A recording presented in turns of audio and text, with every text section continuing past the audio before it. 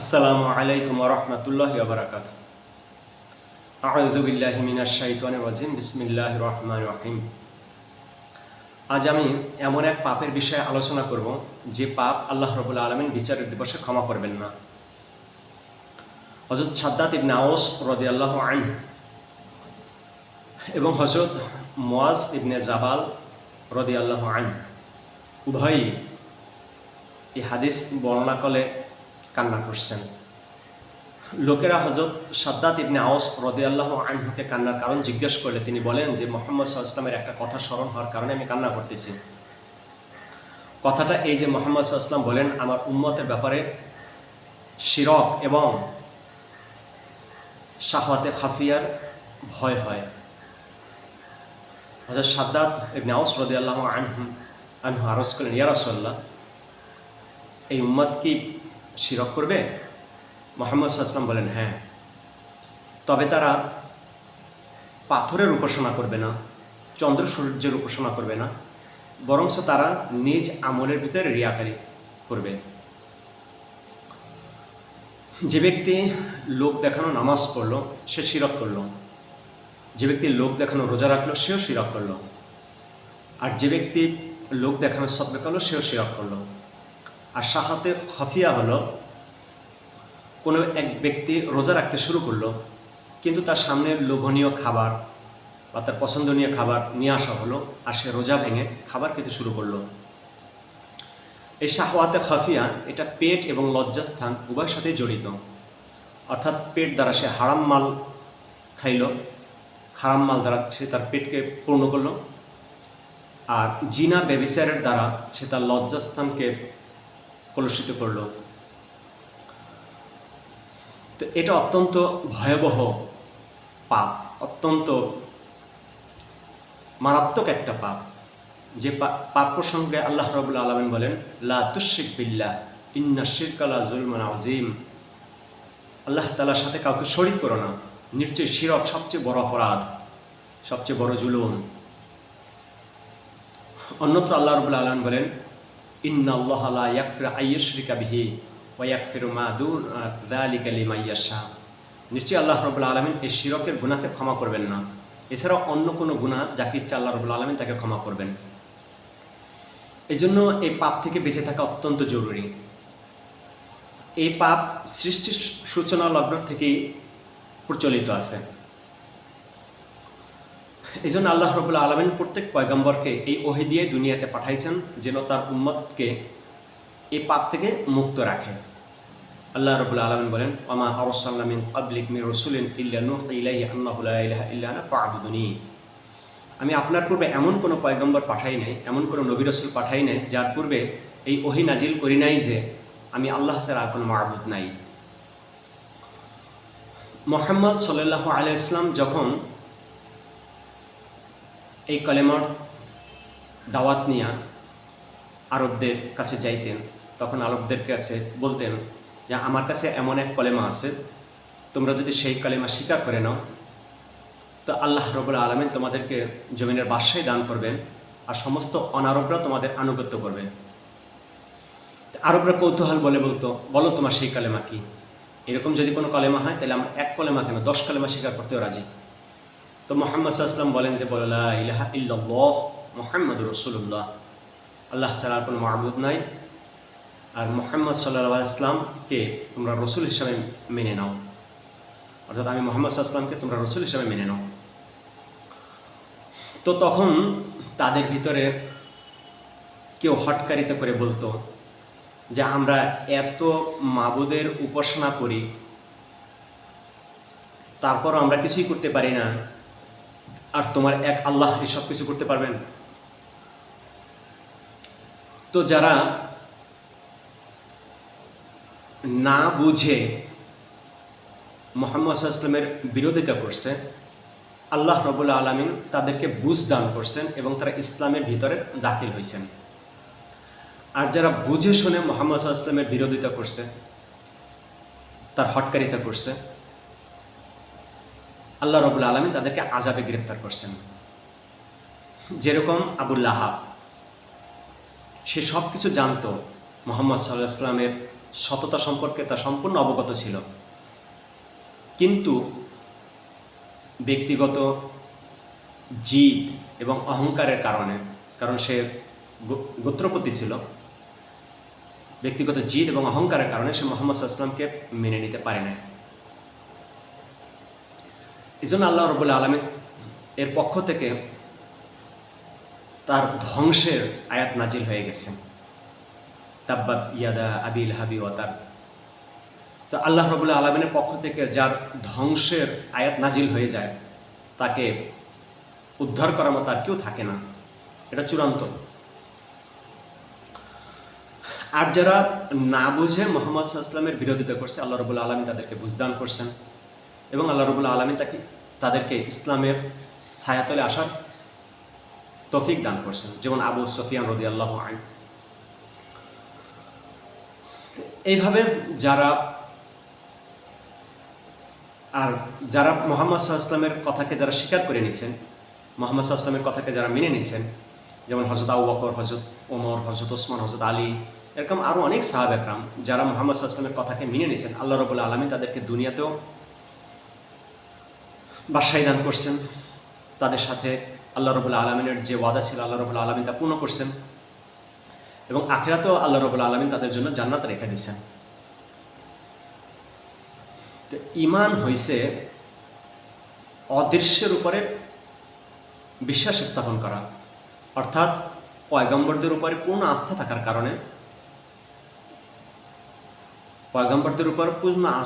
কারণে, তাদের কথাকে মনে প্রাণে মেনে নেওয়া, এটা নাম হচ্ছে ঈমান। ঈমানের যে মৌলিক বিষয়গুলো, আমানতু বিল্লাহি ওয়া মালাইকাতিহি ওয়া কুতুবিহি ওয়া রাসূলিহি ওয়াল ইয়াউমিল আখিরি ওয়া কদরি খাইরি ওয়া শাররিহি মিনাল্লাহি তাআলা ওয়াল বা'সি বাদাল মাউত, প্রত্যেকটা জিনিসই অদৃশ্য, আমরা একটা জিনিসও দেখি না। এই না দেখে এগুলোর উপরে বিশ্বাস স্থাপন করার নামই হচ্ছে ঈমান। অবশ্য আল্লাহ রাব্বুল আলামিন আমাদের জন্য ঈমান আনাকে সহজ করে দিয়েছেন, সুযোগ তৈরি করে দিয়েছেন। এজন্য আল্লাহ রাব্বুল আলামিন আমাদের ভিতরে একটা রূহ দান করছেন, যা আমরা দেখি না, কিন্তু এই রূহ ছাড়া আমরা চলতেও পারি না, আমরা বাঁচতেও পারি না।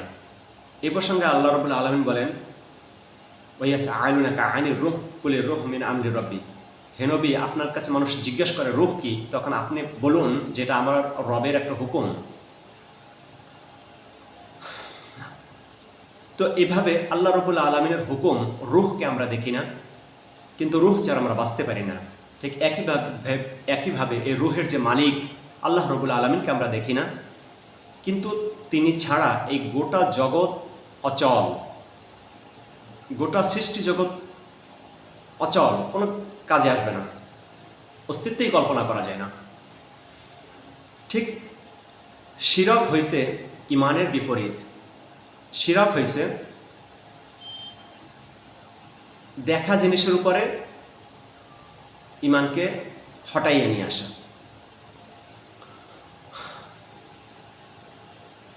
দেখা জিনিস অর্থাৎ লাত, উজ্জা, হুবাল, এই সমস্ত হচ্ছে দেখা জিনিস, এগুলো চোখের সামনে দৃশ্যমান। চাঁদ, সূর্য, এগুলো চোখের সামনে দৃশ্যমান। তো এগুলোর উপরে বিশ্বাস স্থাপন করা, তো এগুলো হচ্ছে শিরক।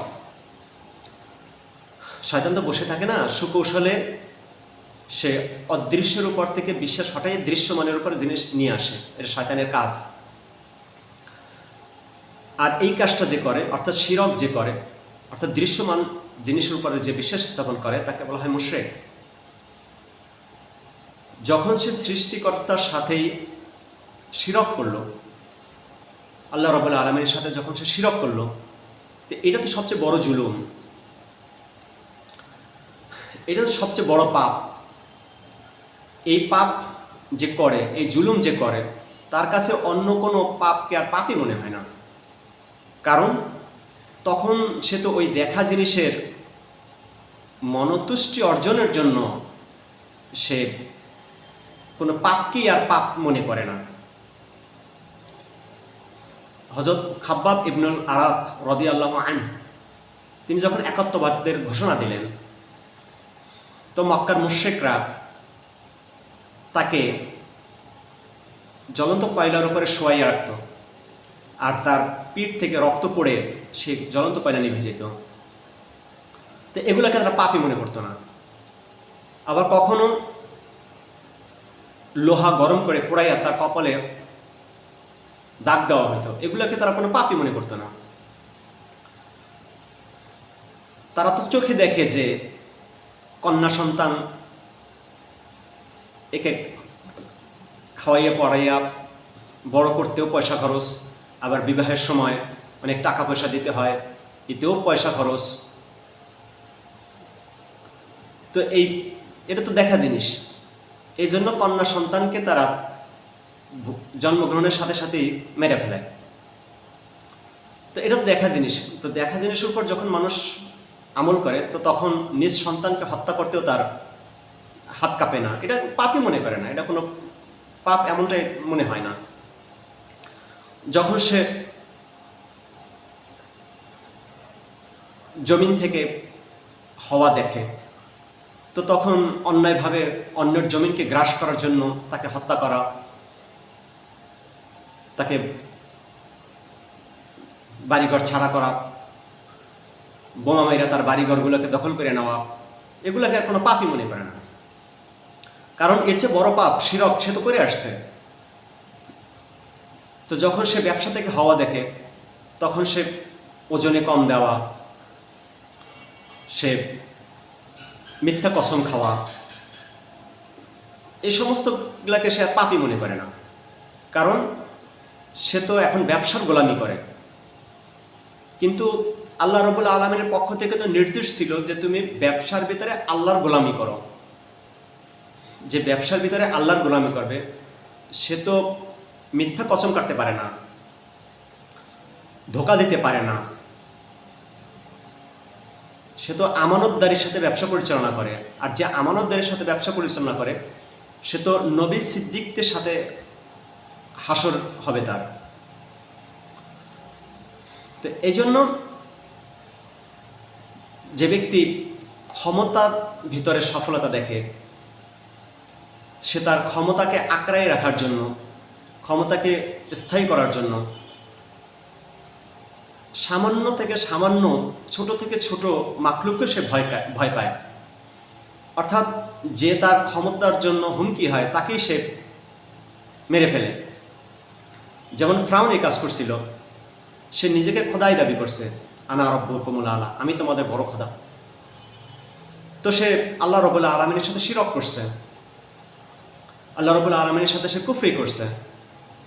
এই শিরক করার কারণে সে তো সবচেয়ে বড় জালেম হয়ে গেছে, সবচেয়ে বড় জুলুম জালেম হয়ে গেছে।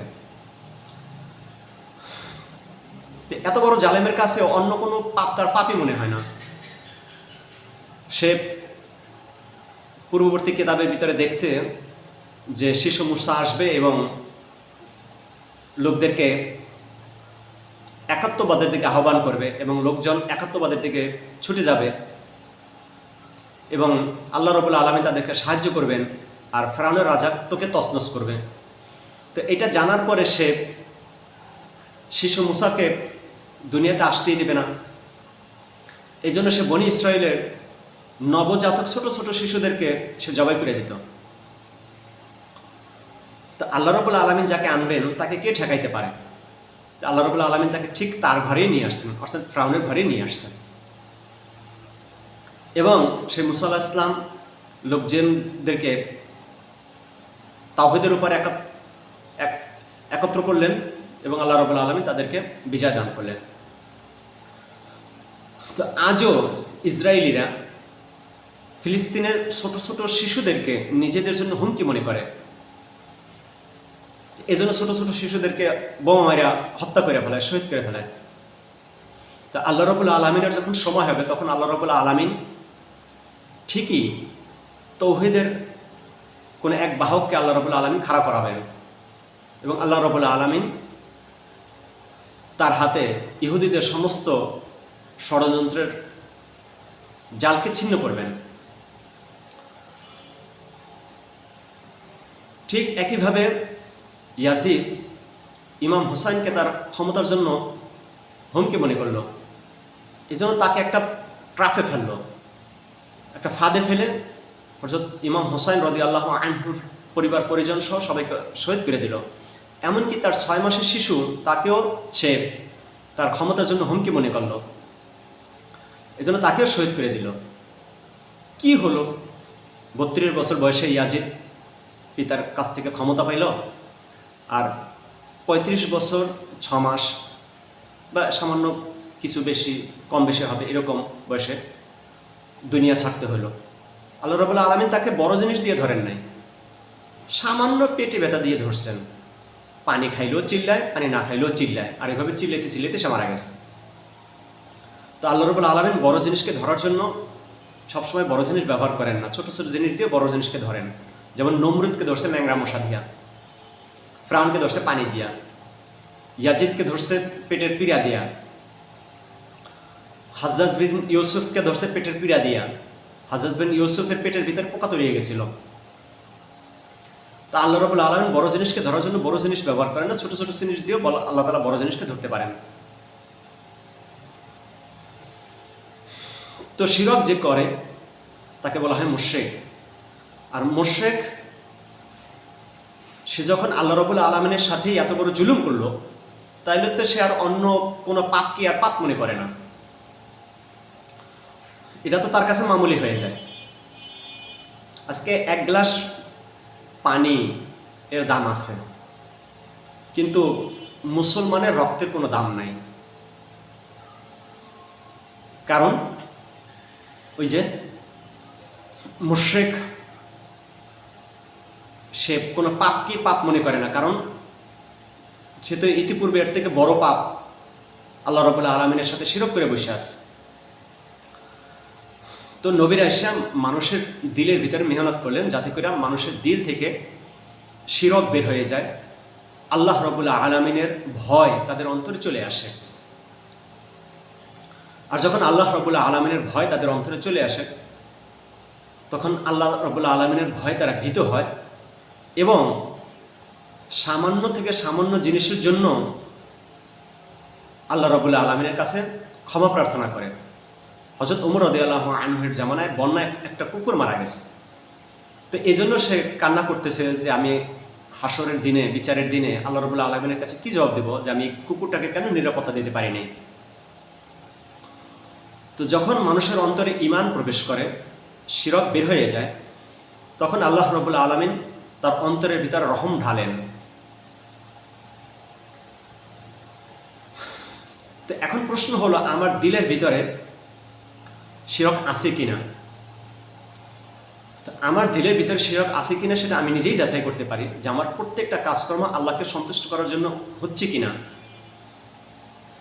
বিচারের দিন আল্লাহ রাব্বুল আলামিন ফেরেশতাদেরকে নির্দেশ দিবেন যে আমার বান্দার এই সমস্ত আমলকে কবুল করো আর এই সমস্ত আমলকে ফেলাই দাও। তো যে সমস্ত আমলকে ফেলাই দেওয়ার জন্য নির্দেশ দেওয়া হবে, ফেরেশতারা আরজ করবেন, হে আল্লাহ, আপনার ইজ্জত ও বুজুর্গের কসম, এই সমস্ত আমলের ভিতরে তো আমরা ভালো ছাড়া কিছু মন্দ দেখছি না। আল্লাহ রাব্বুল আলামিন বলবেন যে আমি অন্তর্যামী, অন্তরের খবর আমি ভালো রাখি, তোমরা তো শুধু বাহ্যিকটা দেখো। যে সমস্ত আমল আমাকে সন্তুষ্ট করার জন্য করা হয়েছে, শুধু আমি সেই আমলকে কবুল করব, অন্য কোনো আমলকে নয়। তো এই জন্য আল্লাহ রাব্বুল আলামিনকে সন্তুষ্ট করার জন্য আমল করা, অন্য কোনো উদ্দেশ্য নয়। এখন আমরা তো আদম সন্তান, মুহাম্মদ সাল্লাল্লাহু আলাইহি ওয়াসাল্লাম বলেন প্রত্যেক আদম সন্তান গুনাহগার, তবে উত্তম সে যে তার নিজ গুনাহের জন্য তওবা করে। হযরত আবু বকর সিদ্দিক রাদিয়াল্লাহু আনহু মুহাম্মদ সাল্লাল্লাহু আলাইহি ওয়াসাল্লাম এর রাত বর্ণনা করেন যে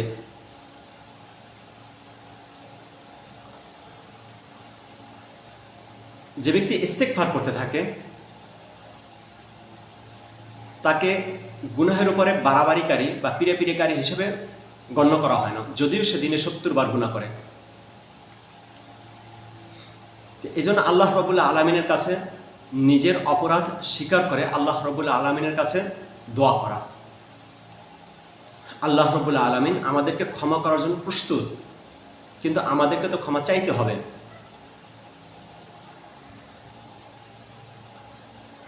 আল্লাহ রাব্বুল আলামিন বলেন, والذين إذا فعلوا فاحشة أو ظلموا أنفسهم ذكروا الله فاستغفروا لذنوبهم ومن يغفر الذنوب إلا الله ولم يصروا على ما فعلوا وهم يعلمون أولئك جزاهم مغفرة من ربهم وجنات تجري من تحتها الأنهار خالدين فيها ونعم أجر العاملين আল্লাহ রাব্বুল আলামিন বলেন যে আল্লাহ ওয়ালাদের একটা বৈশিষ্ট্য এই যে যখন তারা কোনো গুনাহ করে বসে